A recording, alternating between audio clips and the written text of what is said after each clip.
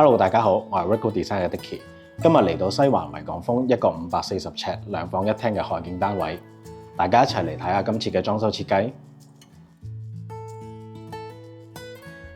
呢個位置原本係一個多功能嘅套房，為咗配合屋主嘅需求，我哋將佢改造成一個開放式嘅書房。而原有嘅套廁，我哋將佢改成客廁嘅用途，亦都將佢嘅門口位改咗嚟大門口嘅旁邊，方便出入。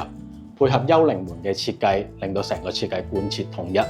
書房改為開放式設計，採用咗黑色金屬框清玻璃作為間隔，有效引進自然採光。而且喺假天花安裝咗嵌入式燈帶，為書房提供充足嘅光線。改用咗清玻璃間隔之後，書房嘅視野更為開揚。戶主在家工作嘅時候，亦可以享有寬闊嘅維港海景。玄關嘅旁邊係廚房嘅空間。為咗減低走廊通道嘅壓迫感，我哋將廚房打造成一個半開放式嘅空間，配以廚房嘅中島台同埋玻璃間隔嘅元素，增加空間感同埋同客廳之間嘅互動。廚房門亦相對地由原生嘅木掩門改為黑金屬框清玻璃掩門，中島台嘅玻璃趟窗同書房嘅玻璃間隔如出一轍，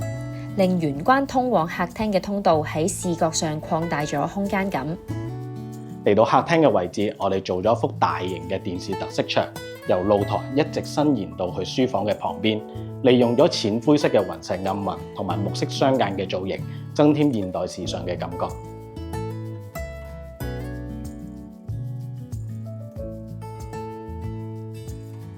地板以暖工方式鋪砌咗 SPC 地板，為客廳嘅簡約設計增添層次感。SPC 地板嘅優點包括防水防潮、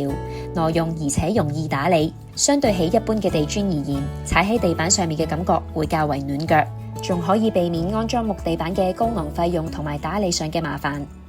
喺梳化嘅旁邊，我哋做咗一個薄身嘅餐邊櫃，連維生式面牆，方便戶主擺放佢嘅收藏品，同埋增加客廳嘅收納空間。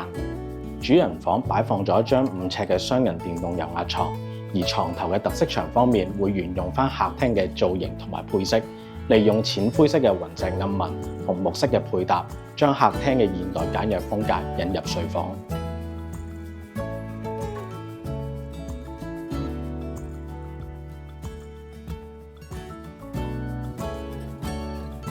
喺套廁方面，入口兩邊均設有一個淺木色高身衣櫃，為戶主提供咗大量嘅收納空間。兩個衣櫃之間則以套廁門口嘅淺木色為新連接，設計感覺一氣呵成。如果鍾意我哋嘅設計，記得 like 我哋嘅 Facebook、IG 同埋訂閱我哋嘅 YouTube Channel。我哋下次見，拜拜。